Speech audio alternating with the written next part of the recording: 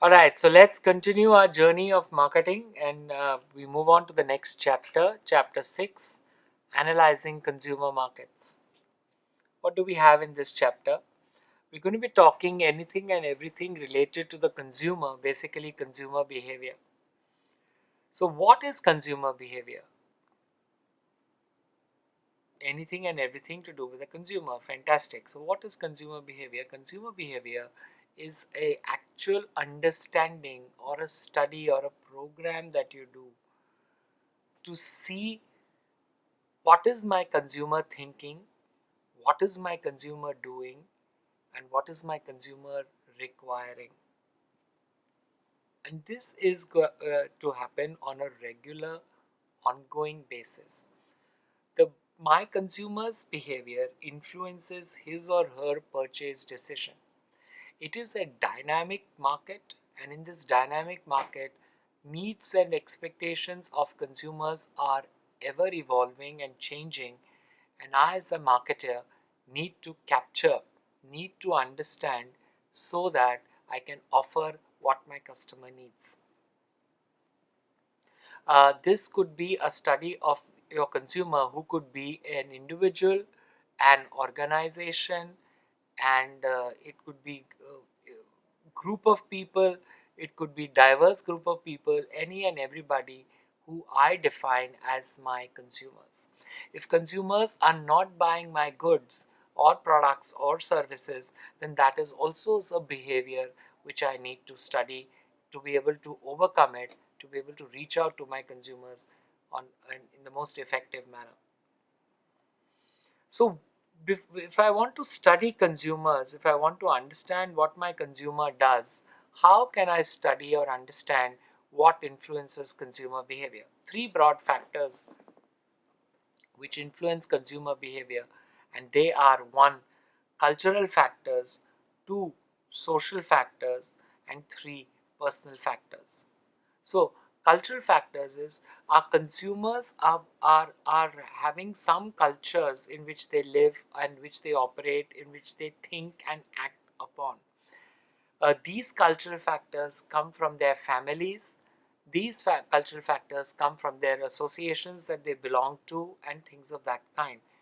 uh, Social factors is cultural factors are less dynamic. Social factors are to a certain extent slightly more dynamic, because the social group of uh, influencers you interacted with when you were a teenager are very different from when you are an adult, are very different to when you are a working professional, are very different to when you are retired, and therefore you need to understand what social factors must you take into account at the different stages of the consumer life cycle. Lastly, personal factors. What is driving my purchase decision? What is attracted to me?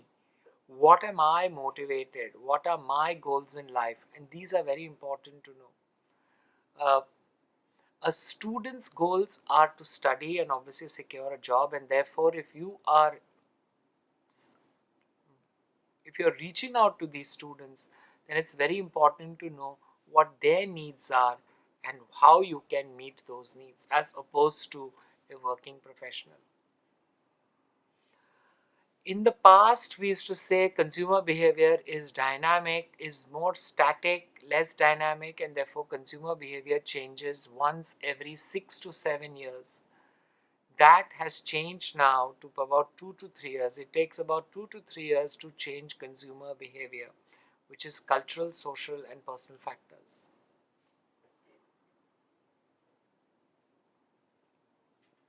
So we've talked about culture, social classes. We have various social classes, right from in the terms of income, lower class, middle class, upper class, and the elite class, as we call them. We also call them as strata of the society.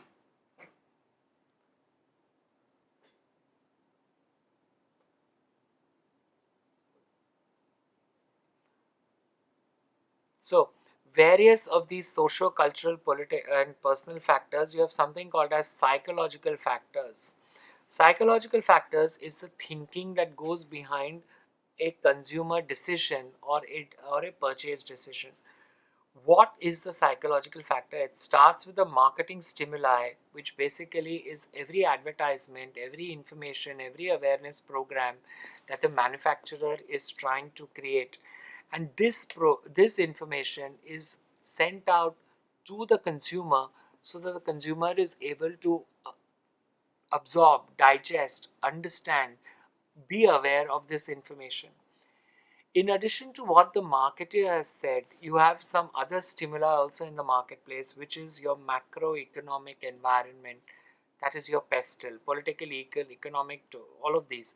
So, marketing environment plus other stimuli is something that your consumer takes into account, and the consumer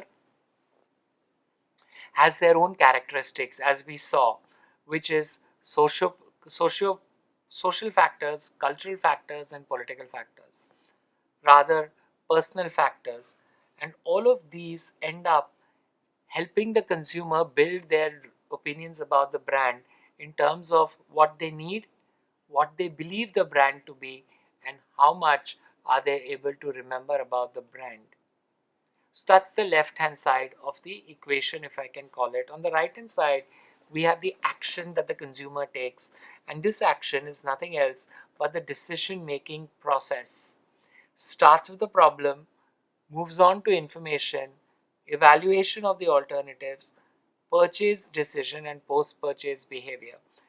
Each one of these stages, right from problem recognition to information search to evaluation of alternatives to deciding to purchase to post purchase, is a function of consumer psychology, which is made up of consumer characteristics and also stimuli, both market as well as environmental. Once the purchase decision has been made to buy it, it could be driven by I like the product, it could be driven by I like the dealers or the suppliers or the price or the purchase or the payment method or the brands. Many times we buy products on credit cards and there's a message that comes from the bank saying you can convert this purchase amount into a 0% installment scheme. And when you can convert this into a 0% installment scheme, it's of good value because it helps you buy the product because you can defer your payments month on month for the next 1 year. And therefore, that's a good motivator to purchase the product. Hence, it's very important to understand right from the marketing stimuli till the purchase decision what is the cycle all about and what influences the consumer purchase decision. So, psychological factors are made up of marketing and other stimuli.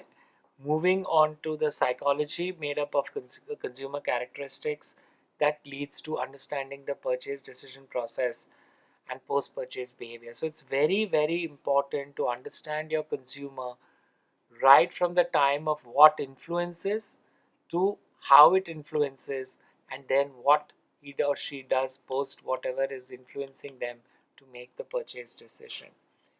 What motivates my consumer to be able to move to various levels? And I think there the Maslow's theory is very, very important to know. Maslow's theory, as you can see, the hierarchy of needs starts from psychological needs, which is basically food, clothing, and shelter, moving up to safety needs, moving up to social needs, then esteem needs, and finally self actualization. So, typically, a consumer is not going to buy luxury products if they are on the physiological needs of the Maslow's hierarchy of needs. Hence, to this consumer, I'd rather sell or offer necessities as opposed to luxuries, and that's very important to know so that you can channel your thoughts, you can channel your efforts in line with what the customer needs are, not something that what the customer is not requiring, and it's a waste of time for both you as well as your customer. We all have brand beliefs, we all have beliefs and perceptions. This is good and that is bad and that is terrible and that is best. We keep these perceptions on and we change these perceptions moment something good or bad happens in the about a particular brand or a particular event. Firstly, our perception is built on selective attention, which means we are going to be attentive or focused if it is of interest to us. We will remember something only if it is of interest to us. We will explain something only if it is relevant to us, and all of this is going to be kept into our mind space if obviously we are going to use it in the future, which benefits us. Hence, in this selective society, it's very important to touch upon our consumer with the right message in the shortest possible time so that the right action can happen and the customer can therefore take a decision. How does a customer learn about something? Various aspects. The customer learns about something because the customer wants something and therefore the customer requires that information. Something that the customer has been told by the marketer and says, why don't you consider this, and therefore you consider that. And thirdly, the customer wants to at times try out something new to be able to move out of the ordinary, firstly, and secondly, try out something new so that that benefits the consumer better, or maybe wants to try out a new product or a service so that helps them try things out. A lot of us want to try new things out as opposed to use the same things all the time. And if you want to try new things out, we are open towards it. New brands, new markets, new pricing also for that matter, as long as we are willing to afford it. Emotions. Do we have moods and emotions? Yes, we do have moods and emotions, and depending on the time of day and the brand we interact with influences our buying decision. Dubai, for that matter, is exploiting on this and saying, I want to be seen as a market which caters to the concept of retail therapy. What does that mean? That if you are into good moods or bad emotions or good emotions, and a lot of people indulge in various activities, happy or sad, either getting into retail purchases, and therefore the retail aspect industry is going to use or exploit this emotion to their advantage, and understand my consumers' emotions and reach out to them to satisfy the need or desire that they have expressed at that time, which is temporary, with a quick positive response through my product and service offerings. Memory, if everything is selective, it's very important to create a space and to manage that space with my consumer. There are in the chocolate market, there are about 60 or 70 brands of chocolates and variants of chocolates. It's very important for the marketer that you are aware of their brand. To be able to be aware of their brand, it is important that this brand has a continuous message or a communication with you. If you are not in continuous communication or contact with the brand, you are not aware of it. If you're not aware of it, you may not even buy it. Apple, for example, if you look at the ratings for Apple, it used to be a very high on innovative company. Recently, it does not feature in the top 5 companies also as being an innovative company because of the kinds of products that it is offered, and no longer is it a technologically advanced organization as seen by the general public. So it's very important to build your image or build the association that you want to build with the brand, so that what you are trying to communicate is what the consumer is also getting the feel for. If your communication message is A, the customer or the consumer should also get the same message and not get a diffused message. This is just a mental map of how the customer thinks of whatever they are trying to think of. This particular example talks of State Farm Insurance. It's a US insurance provider. The buying decision process, as we spoke about, starts with the need for a problem. You search for this information through your friends, through materials, through all relevant aspects that you want to understand. You evaluate the alternatives, and once you've evaluated the alternatives, you let the decision of purchase happen. And this decision of purchase will either good or bad depending on the post purchase behavior of the respondent, whether they have liked the product, they want to continue using it, or they've disliked the product and they will not use it, or if they have had a very bad experience, they will not use it and they will share this experience with their colleagues and friends and other people. So it's important to understand this process. More so important, when must I reach out to the customer? Before the problem need, during the problem need, during the information search or evaluation, or during the purchase decision when this decisions have to be purchased. I mean, products have to be purchased.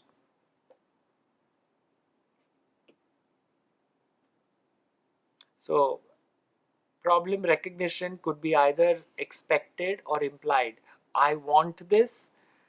Many a times we are encouraged, for food items especially, we are encouraged to buy it because we've seen the ad. That's a stimulus. Many a times we are encouraged to buy it because we have an expressed need for it. And in this, an expressed need could be, I am hungry, I want to work, I want to enjoy, I want to relax. And all these can be either felt or can be implied through a stimulus, through a advertisement, through a campaign, through a message that you're seeing with your or from your marketer.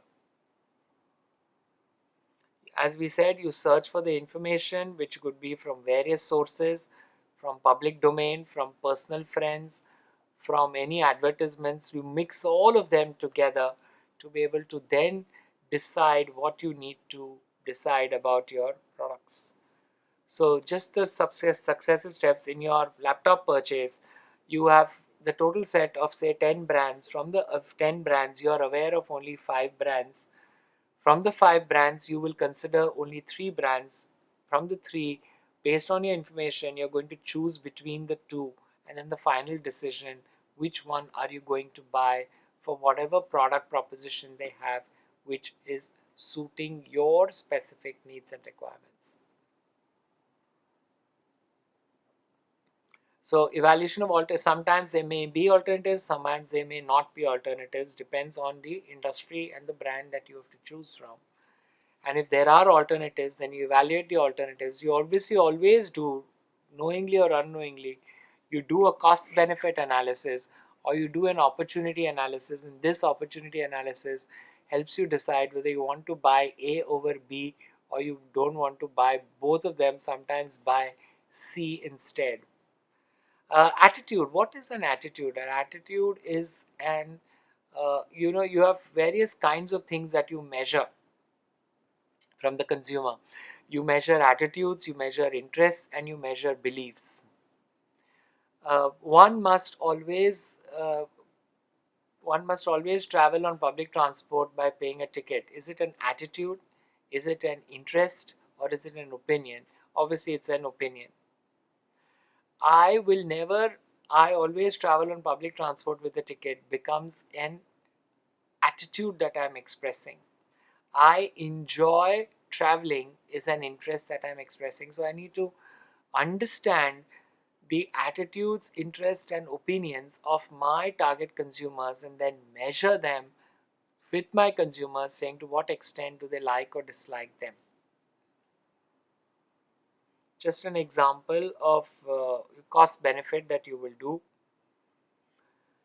And once you do your cost benefit, you evaluate your alternatives and then you actually purchase your final product or service to be able to do whatever you wish to do, buy the product and be happy about it or be upset about it post purchase.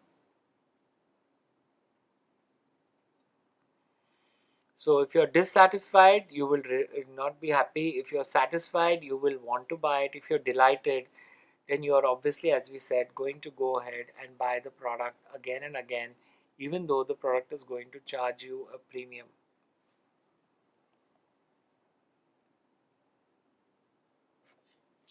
This slide talks to you about how customers dispose or use their products, and it talks about product getting rid either temporary or permanently, or retaining it. If you get rid of it temporary or permanently, if you get rid of it permanently, you just give it away, sell off, trade off, or even at kind discard it off. If you get rid of it temporarily, maybe you lease it or rent it and then get rid of it. But if you retain it, then you retain it to find out whether you've used it as per purpose or you've just kept it and never used it. So this is the uh, general thought process that goes around if you were to get rid of the product either temporarily or permanently, or actually retain it and use it to your advantage. Moderating effects talks about low involvement, high involvement, and variety seeking behavior of the products, and therefore your behavior towards these products, if it's low involvement, the decision making is very less, it's quick, and you want to buy it with instantly or spontaneously as well. Versus if it has a variety of benefits, then obviously your decision making is going to be slightly more skewed because of the benefits that it is offering.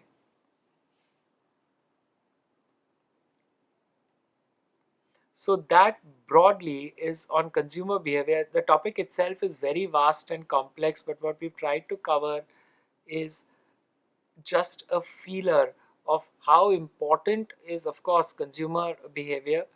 Not just how important, but what is the decision making process, and as a marketer, how must you reach out to the consumer at the various points of the decision making process to appeal to them with the right products and services at those points of purchase. Thank you very much.